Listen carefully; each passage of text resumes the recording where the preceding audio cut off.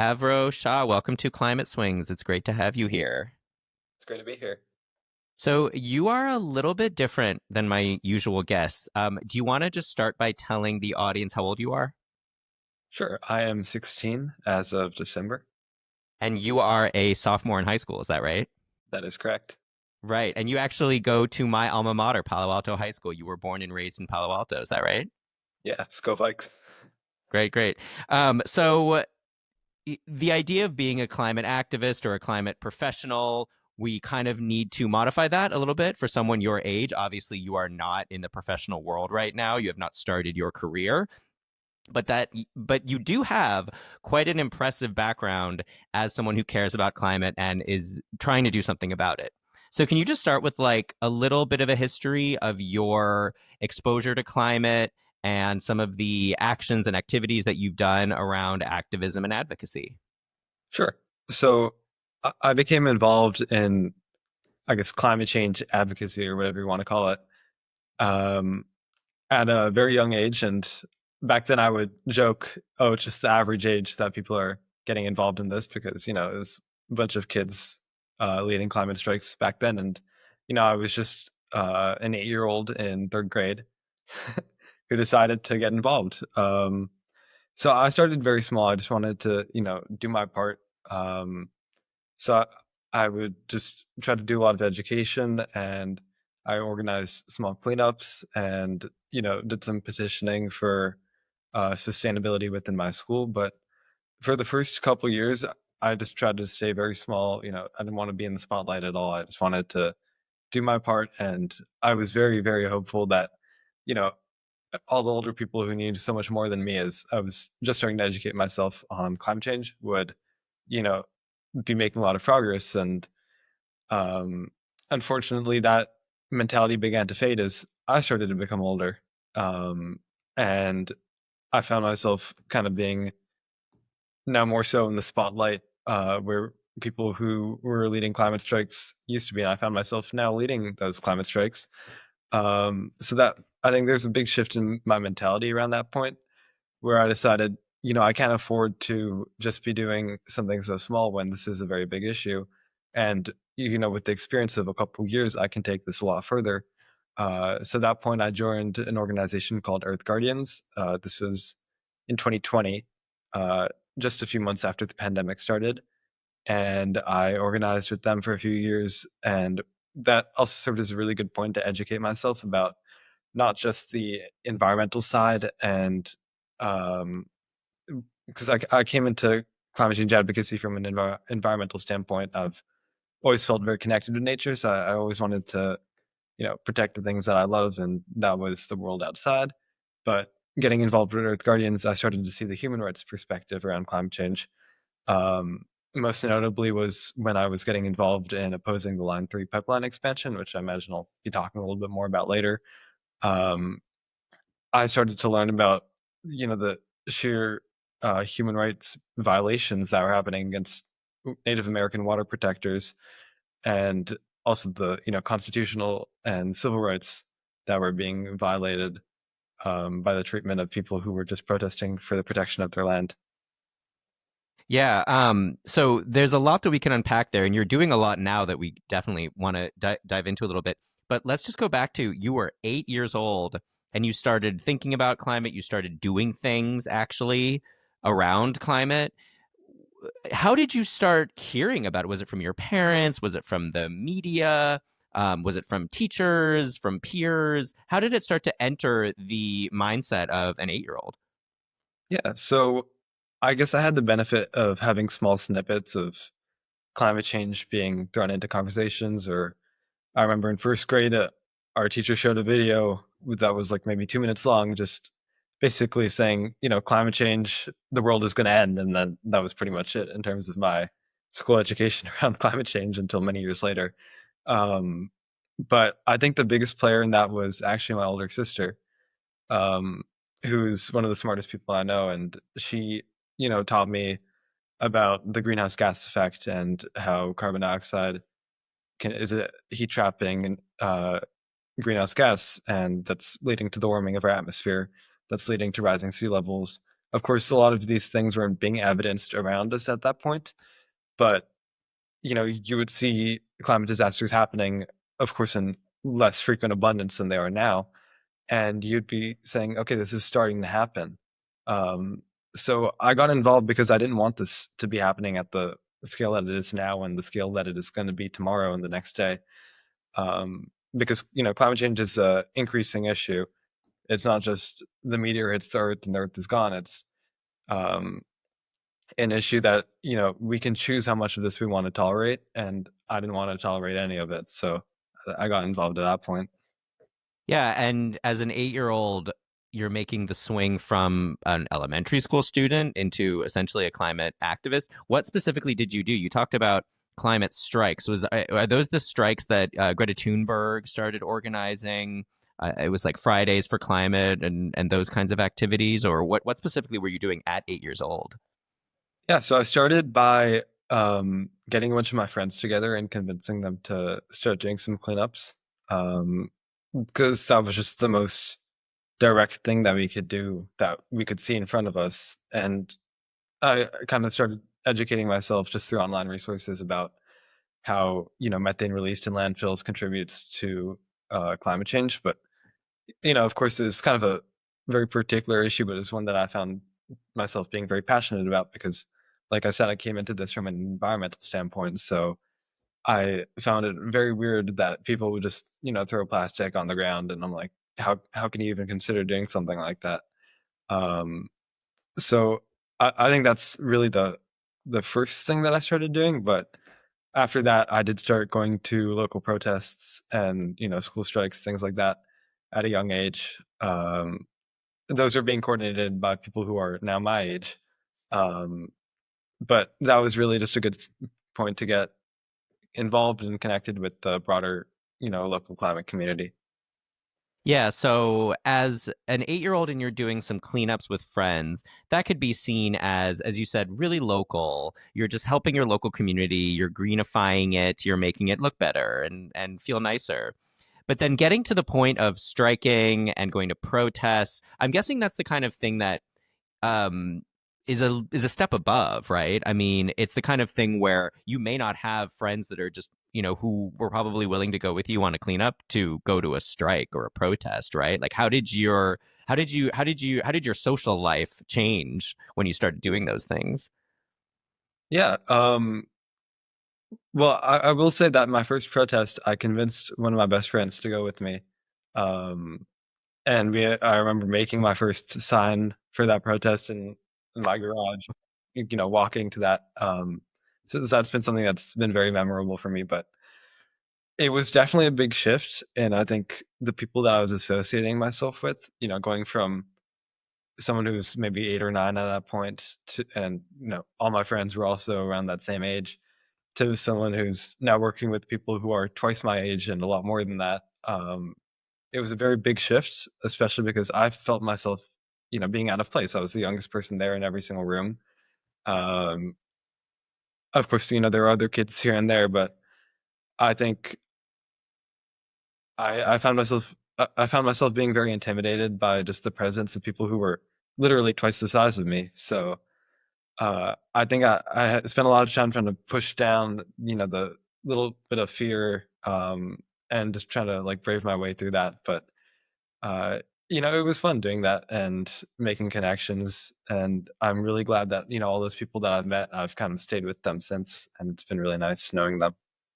What did the adults in the room or at the protests say? I mean, you could kind of hear the stereotype of, oh, this is for our children, or we have to think of the children. And you can imagine that you might have been pushed forward as kind of like, look, this is the next generation who's going to be most heavily impacted. I mean, what was that dynamic like, being around those adults when you're so young at those kind of in those kind of contexts?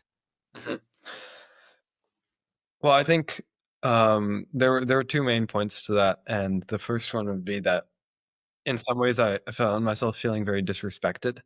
At the beginning, I kind of understood it. I'm someone who has no idea what I'm doing, just kind of walking into a room or starting a petition uh, for local waste management, and I found people just kind of talking down to me in a way that, you know, they framed it as nice, but I could kind of see through it, and I didn't really enjoy that. But I think the more I educated myself and the more I was able to kind of hold myself to the same standard or even a higher standard than, you know, people who were much older than me and supposedly much more mature than me were doing, then I think that started to kind of offend me in some way. But I think the second thing that concerned me perhaps more was I found myself being manipulated by people um, who were kind of in a position of power. So I mentioned how I was petitioning. So that was when I was maybe 10 years old or 9 years old, somewhere around there. Uh, I had started a petition for increased waste management within my elementary school, and I put forward like 4 solutions that I had identified and said, you know, I know that these work. I'd identified some companies that recycled and repurposed materials that our school had in our cafeteria that were going in the trash can. Uh, so I brought those forward. I managed to get a meeting with the administration, and in that meeting, it was very much like they were kind of validating me, and they're like, "It's great if you want to do this, but we're not going to do anything to support you." Is essentially what they were saying. Um, and looking back, I really wish I had realized that I was being manipulated and done something about that. But then again, I'm not sure what more I could have done. You know, I'm not sure if you've heard this from other adults that you've spoken to, potentially in workplaces who are trying to do something similar with things like very local, like waste management. And they'll report hearing something really similar from their superiors or their bosses, that it's great if you want to do this, but we're not necessarily going to support you. So, you know, unfortunately, it's not just children that get this attitude sort of thrown at them when they try to do things that are good for the environment or pro sustainability and whatnot. Um, yeah. So you eventually joined Earth Guardians, you mentioned, and you participated in a pipeline protest. Can you give a little bit more detail about that? That wasn't here in the Bay Area, right? No, and I should say I was never on the ground in Minnesota protesting that pipeline expansion. I see. There were parts of me that wanted to go there at times, but um, first of all, my parents would have never signed off on that. Hmm. You know, I'm still a kid at the end of the day. And second, it was something that just seemed very, very scary and intimidating to me. But you know, there were people my age at those protests, so I don't think it would have been completely that out of the ordinary. I should note that this Line 3 pipeline expansion, this was led by a company called Enbridge, which was responsible for the largest inland oil spill in American history. Um, and they were partnered with a lot of, you know, banks that were supporting this pipeline. So I got involved in just a solidarity campaign against the Line 3 expansion, where I made a bunch of just small flyers and canvassed around my neighborhood, hitting around 500 homes, talking with a lot of people. This was around the same time that my school was coming back into like a hybrid learning, so I was able to pass things around in school, which surprisingly the school did nothing to stop because I guess as long as they didn't have to do any work, they were fine with it. um, but it was a very political movement, so I was just a little bit surprised that the school had no opposition to any of the work I was doing, but that was really really nice of them. Um, I think that, you know, protesting Enbridge and just trying to get more people involved, more people to see the link between the banks that they invest in and the banks that essentially are lying to them because they're not telling them that their money is going to fossil fuels, something that they would not otherwise support, was something that was very eye opening for people. But uh, and I know that a few of the people that I talked with, like I kept some ties, they actually switched their bank as a result of those conversations, so that they wouldn't be supporting these, you know, fossil fuel banks. So the term money pipeline was kind of coined in the sense to describe the connection between the pipelines and the, you know, the big banks that were funding them. I also did some education around the insurance companies backing them. There was one in particular named Chubb that actually then made a bunch of promises that it did follow through with to move away from backing the fossil fuel industry.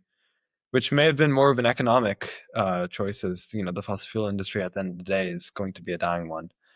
But there were there were definitely some victories, and I was able to talk with a lot of people and reach out and connect with a lot of people about this. But at the end of the day, that pipeline ended up going through and it did end up being expanded. So, as much as I can pat myself on the back for saying, oh, I did all of this to protest it locally, that was still a big loss that still is accounting for a lot of emissions going into our atmosphere.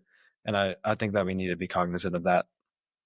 What would you say are the main things that you learned from that experience, including the sort of failure at the end to prevent the pipeline from going forward? It taught me that, even when you seem like you have a super strong campaign of, hundreds and thousands of activists across the country and even across the world supporting something, you can still lose, no matter how strong you seem to think you are. I was in organizing calls with, 700 people, and I was like, all these people are so strongly in support of this. There are people in this call who were on the ground yesterday protesting this on bridges, um, you know, chaining themselves to fences, things like that, direct action, civil disobedience. And I think the amount of solidarity around this that I saw, I was really taken by surprise, but also not 100% by surprise when this ended up going through, because you know, sometimes we choose short-term economic profits over long-term economic losses and also, environmental catastrophe. Um, so it was disappointing, but it was in some sense my first big loss, and I think I handled it fairly well. I think something that I was a little bit more disappointed by was I had tried to urge my local newspaper to uh, write an article covering the connection between the big banks and pipelines, and I guess it was what I wrote to them was technically a letter to the editor. I didn't know what those were at the time. I thought that if you just write something, it would just get published, or they would publish something. So I didn't really know what I was doing. But I wrote something, and they responded back by saying there's no link between the big banks, um, and they only cover local issues. And I was like, so if someone's funding a genocide in Palo Alto, where I live, would that be okay? That was kind of my thought process, and I shot back and never received a response. So after the pipeline protest, you ended up becoming a party to a pretty significant lawsuit against the EPA. Is that right? That is correct. Can you just walk us through that whole process and what that was all about? Definitely. So I actually did some more environmental organizing between that loss, which happened in April of 2021. I was 12 at the time, and then I just try to organize some things to kind of build momentum around celebrating our Earth and valuing our environment, which did have some success. I got a couple hundred people to come out to some events, did some speaking, um, had a couple, yeah, the big speaking events. Hosted a goat yoga event once. That was really fun. Um, but around the time of, I want to say December of 2022 or January of 2023, um, I ended up getting into contact with Julia Olson, who is the lead attorney and I believe co-executive director of Our Children's Trust. Um, for people who don't know what Our Children's Trust is, it's one of the lawsuits, one of the law firms that's behind a lot of the biggest American climate lawsuits, including one that was recently just failed to be revived by the Supreme Court. That would be Juliana versus United States.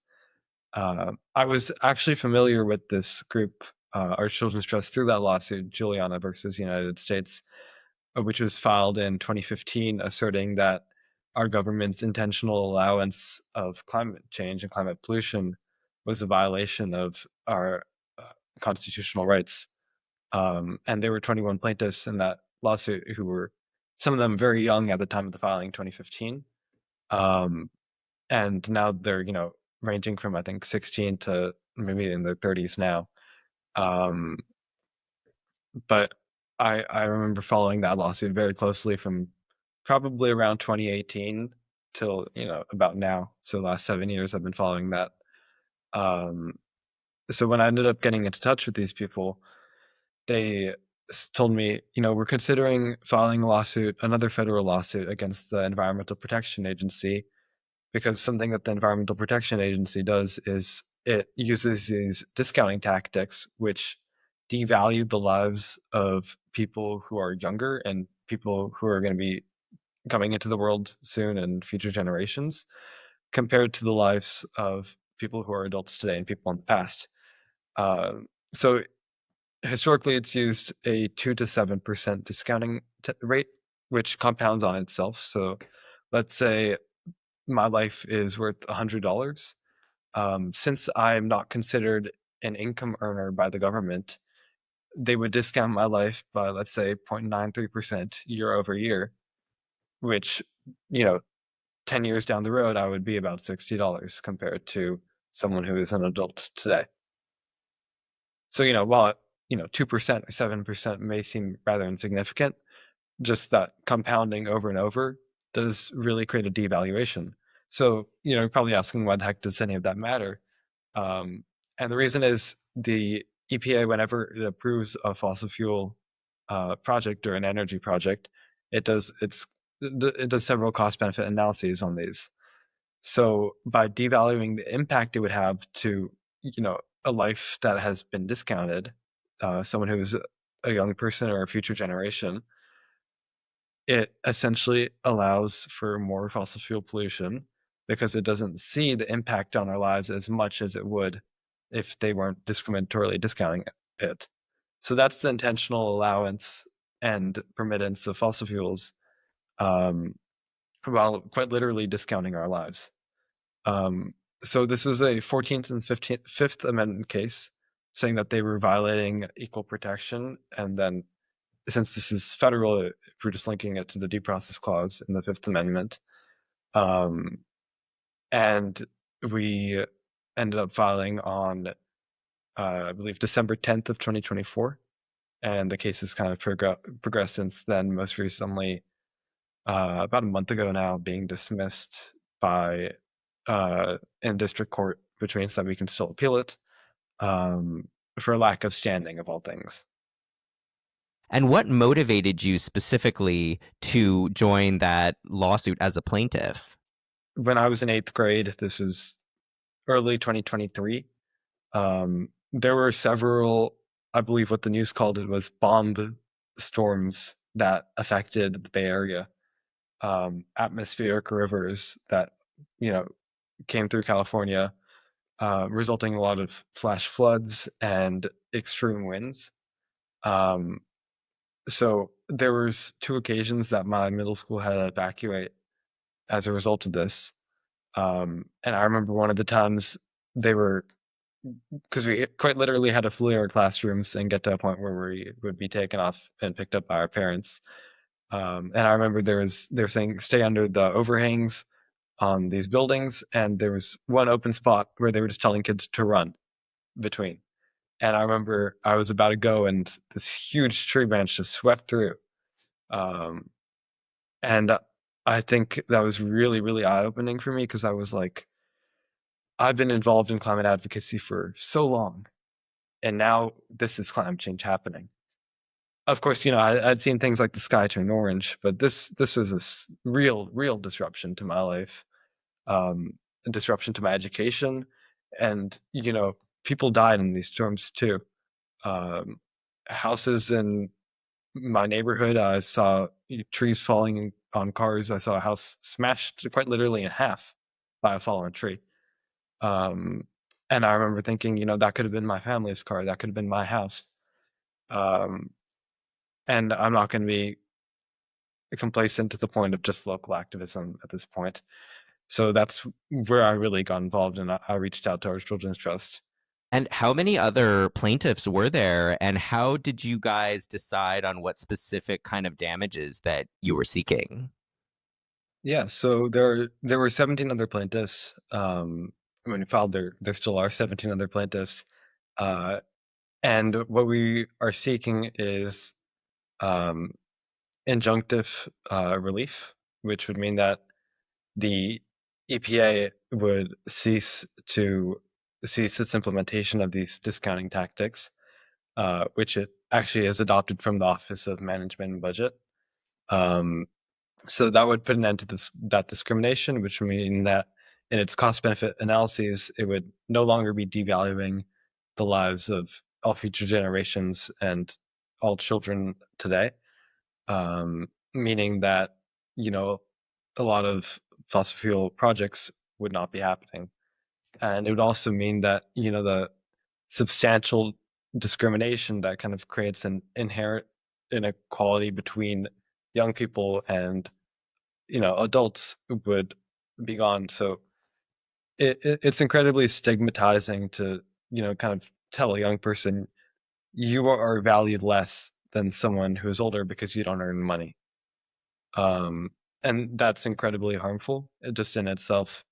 It's very similar to the Brown v. Board of Education argument, which said that, you know, having uh, black students separated from white students created an inherent inequality um, between, you know, the people of color who were being kind of pushed down and separated from white students just for no other reason than the color of their skin. We're saying the same thing here, just the difference is we're arguing it based on age. So there's a whole lot of legal precedent going back to Brown v. Board um, that really supports that argument. But the effects on really ceasing U.S. climate pollution and making a real impact to, um, you know, cease the progress of climate change would really be there, and that's something that we're really hopeful about. So it would not just be a symbolic victory; it would be something that actually does something. As a party to this case, like what do you have to do on a day-to-day basis, or what's your actual role in moving this forward? Right. So as a plaintiff, I've done a lot of work with the media, just trying to. So I guess I should rephrase that and say that something that all of the plaintiffs do is we're kind of the face of this case. Um, so when we file, the media looks to us and looks at, you know, the harms that we've experienced as a result of climate change, ranging from disruptions to our education or to other plaintiffs who've lost their homes and had to flee from wildfires. Um, so that connection there is really what the media looks like, and that gives us an opportunity to go out to and appeal to the American people and also the people across the world and say that this is discrimination, this is unconstitutional. No one should have to go through what people like us have gone through. And we have an opportunity here to remedy that. And we're trying to do that in our courts because we can't vote. We don't have the same, you know, legal power or the basic legal power of every single person to cast a vote. So our best avenue is through the courts, especially as this is a ticking time bomb of an issue. It's not just one where we can ignore it and ignore it until as eventually there will come a point where it's too late. Um, so I think that's where a lot of the media perspective comes in. Of course, uh, that's something that gets a lot of press coverage. So it's a really good opportunity to appeal to people and change the mindset of people around this to say that, you know, even if you might not be super supportive of a certain political agenda, you can at least agree that um, this is unconstitutional and something should be done about it because we have the facts on our side and we have the science on our side. We have the solutions, and we're saying that your failure to implement them and actually your actions that work against the lives of so many people and, you know, future generations to come is inherently unconstitutional. Um, so that's one side of it, and then the other side is um, we have opportunities to write declarations in support of the case. So we filed our amended complaint earlier in 2024, just to further detail how um, harms can be mitigated as a result of this. As when we first went into court, the judge seemed a little bit confused by all these harms that we've listed are all in the past. He said, even if we do all these actions, how is that going to actually do anything to remedy these harms? And our lawyer, Julia, she stood up and said, uh, these are ongoing harms. Sure, what's happened in the past can't just be fixed. Homes that have burnt down aren't going to just pop back up. But what we can do is prevent ongoing harms and future harms. So I think that was a point that really stuck with me. Um, so when we filed that amended complaint to further show how, you know, our harms can be mitigated, I wrote I believe, a 14-page declaration in support of the case, kind of detailing some of my activism and also describing just the impact this would have on myself, but also, young people across the world who are being devalued as a result of this. So we do have an opportunity to really work within the legal framework and support that. And I was not the only plaintiff to write a declaration, and we had several, I believe, three other plaintiffs, and then a few experts ranging from Nobel Peace Prize winners to leading pediatricians who came out and supported this case. I found it interesting that in the government's motion to dismiss that complaint, they only referenced one sentence from all the declarations, and that was the sentence in mine, which they basically said that the stigmatized harm is symbolic. What does that mean specifically? What did it mean to you, and then what do you think they thought it meant? Well, uh, honestly, reading through that motion to dismiss, it felt a little bit facetious that, like, they ignore all this expert testimony and they just chose like a single sentence in my declaration to kind of just point out and say that, these harms aren't really real because they aren't physical, which in many ways that they are physical, but this is just one of the, mental aspects of this. Climate anxiety is something that a lot of youth, including myself, do struggle with. um so as much as I wish that that wasn't real, that simply isn't true. Um, and it's more than symbolic when the government is unconstitutionally devaluing and discounting our lives. So you wrote that that phrase or that sentence kind of like as a metaphor, like as a something just rhetorical. You didn't mean it to be literal, I suppose. Well, I don't remember exactly what I wrote, but I believe I talked about how we're kind of being stigmatized by these discounting rates, and um, in the motion to dismiss, they kind of portrayed it. They, of course, had a whole bunch of legalese in the way that they phrased things, but the way that they painted it was as something that's not really affecting us in the negative way. And I think that, in some ways that the stigmatization argument helps our case. Of course, there's more than just that, um, because that is one of the harms that can be instantly averted if the government were to cease its discounting practices. Right. And so you will appeal this decision, is that right? That is our plan.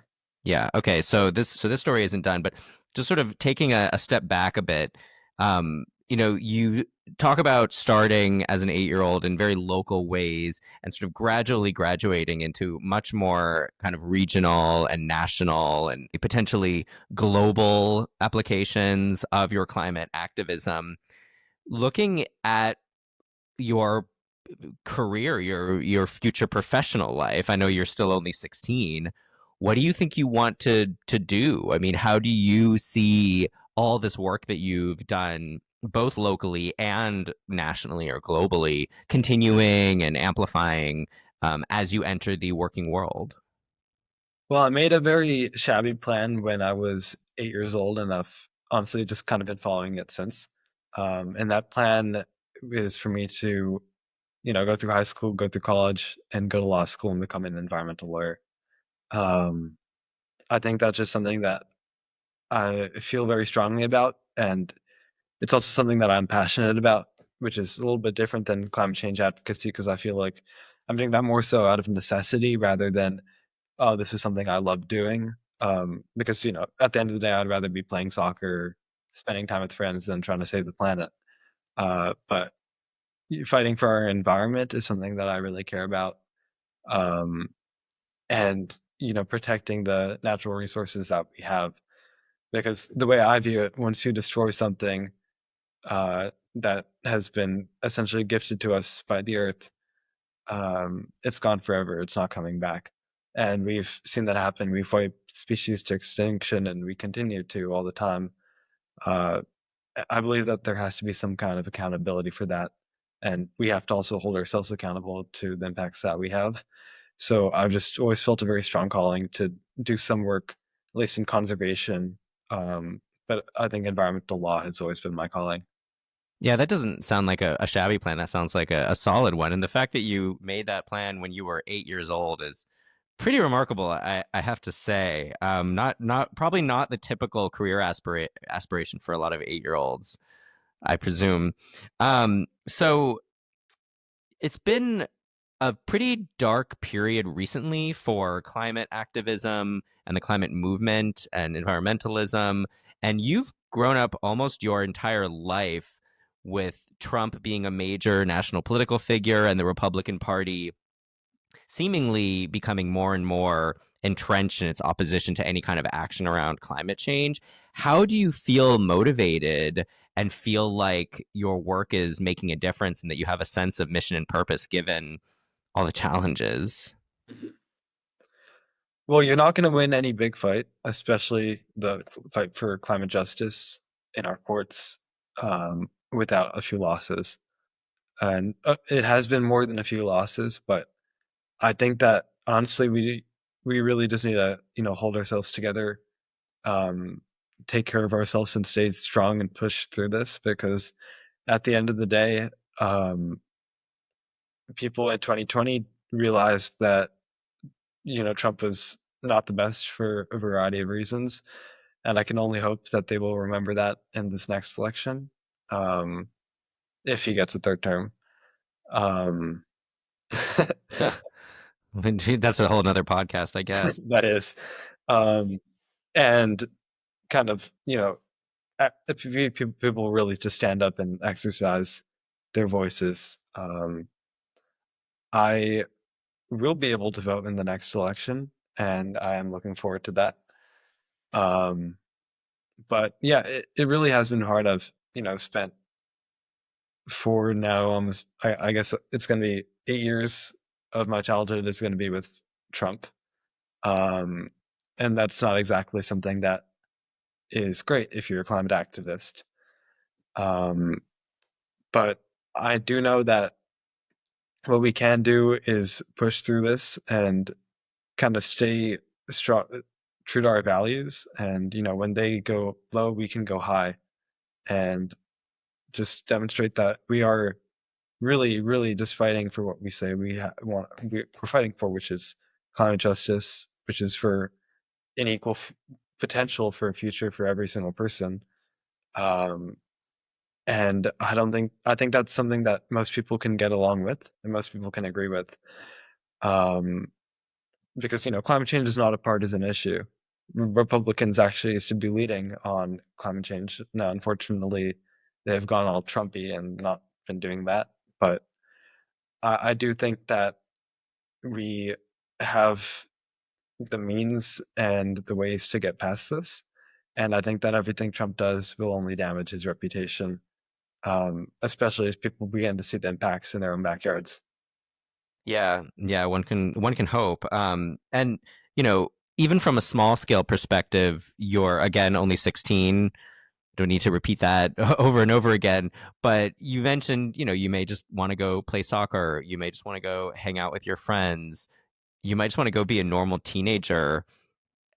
How do you kind of push through those urges when it gets hard, it gets tiring, and your friends are all doing something else, and you've got a lot of homework? How do you balance all that? Yeah, well, I can't come this far and have educated myself this much and then do nothing without calling myself a decent person, without calling myself like a bad person. Um, the truth is, climate change, once you get past the elementary school science side of it, it becomes a lot more deeper and complex issue. Um, and I think that most people, even adults haven't made that connection. But I think that once people do, um, and if they are decent people, then they feel obliged to do something about that. So I'm just trying to be a decent person and do my part. I guess I'm being a little bit more than my part now, but that's just because other people maybe haven't seen the enormity of this crisis, the scale that I have. Um, some people haven't been affected by climate change yet, but I'm now more so involved so that other people don't have to go through what what people like me have had to go through, and so that people like me don't have to go through more of this. Because people are dying as a result of climate change. I believe 1 in 10 deaths are linked to extreme heat. Um, the enormity of these numbers just keep going up. $38 trillion in net damages to the global economy in 2024. That was a number we were supposed to hit in 2049. So that's insane. It's also up from 3 trillion in 2023. Um, so this is an exponential crisis, um, and it's one that people are going to have to wake up to sooner or later. Um, I just hope that we can wake up to it sooner. Yeah, and you obviously work with a lot of people who are a lot older than you, and presumably you're also engaging with and interacting with younger people who kind of see a role model of sorts in you. Um, how do you engage with both the older folks and the younger folks in terms of mentorship, in terms of trying to pay it forward? Sure. I actually had the recent opportunity to be a mentor for the Sierra Club's CYCP program, which is, I believe, the California Youth Climate Policy or something like that program, where it was, I think I was the only high school student that being a mentor in that, but it was connecting kids my age with people who've been involved for a few years at least, to give them the tools and guidance necessary to really take them to kind of a higher level of activism, getting involved in local governance to pass resolutions and get concrete things done to reduce emissions. So that was a really great opportunity for me to connect with people who were my age, a little bit younger, a little bit older, and share some of my expertise that I've come to accumulate over the last 8 years. Um, and it's been half of my life. um, and really share that. And I was happy to see them then go on to do some good work. And I'm hope that in a few years they'll be where I was and passing that along. Because something about the climate movement is that it can really only grow. Um, and I think that's really nice because it's just regular people like you and me who did our research and talked with experts and became acquainted with this crisis and are just doing what we can to oppose it. And that's something that I find really nice. It's you don't have to be special to be involved in fighting climate change. You can just be a regular person.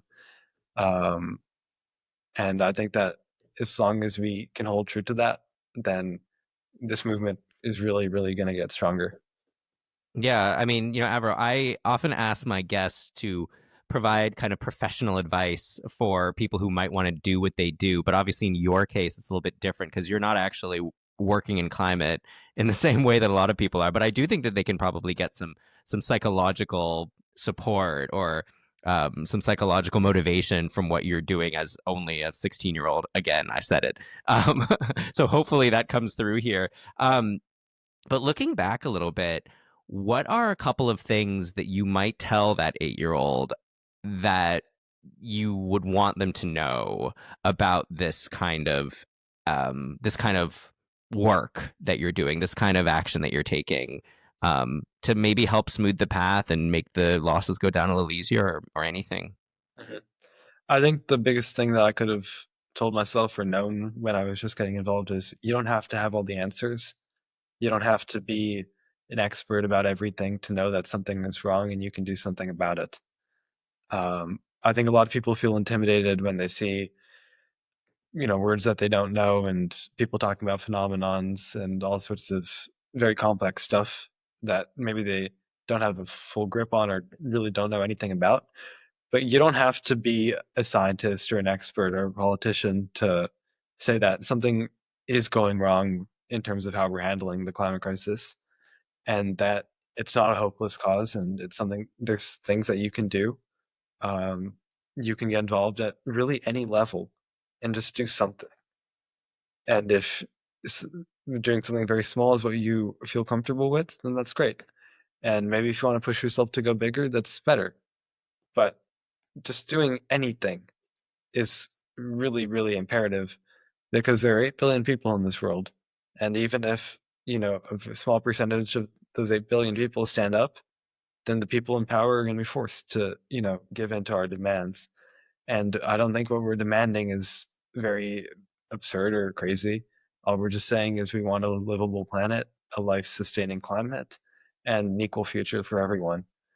Um, I don't think that's something that is necessarily a left wing or right wing ideology, as much as people try to make it out to be.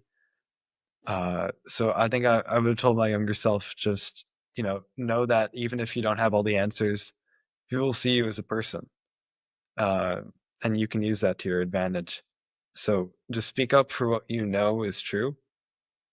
You don't because we have the facts on our side, as I've said. So just keeping that truth and taking it to a place where you can really empower yourself and empower others to take action is something that is really, really going to go far. Yeah, and as my last question, I like to ask people to cast their minds to the end of their career, which in your case, again, final time I'll say it, you're only 16, so that's a potential, hopefully a long, long way away. So it may be particularly difficult for you, but I'm still going to do it because you seem to have a very clear sense of your mission and purpose and what you want to do and how you want your climate career to take shape. So, what would you want your sort of final words to be? What would you want people to think about the contribution that you made to climate and the things that you care about at the end? Mhm. In some sense, I don't want to be remembered for doing all this climate activism. Um, as I said, I'm just a regular person who decided one day that I could do something more than just walk around and keep my head down while knowing about the climate crisis. And I got involved, and it's been about 8 years now. So I've just kept getting involved, and getting involved. And now I guess I'm a one of the youth climate leaders in our world, or whatever you want to call it. But it's a common sense issue, climate change.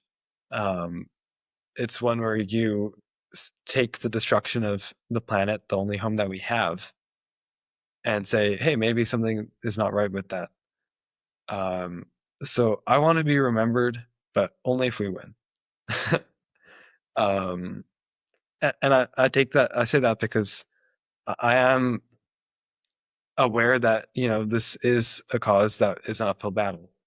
Um, but I'm not going to go down as someone who, you know, just got scared away from losing because it was an uphill battle. Um, so, if people were to read my epitaph or something, I'm just someone who loves nature, likes being outdoors, and has held true to his values since then.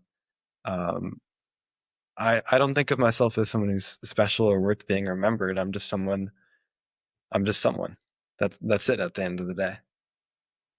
Well, you are actually the first guest I've had that said you didn't want to be remembered, which is, I think, pretty refreshing. But, everyone has their own thoughts about it. So that's a totally valid way to put it. And I think that that is how we will wrap up here. Avro Shah, thank you so much. This was a really, really interesting and enlightening conversation. Thank you for having me.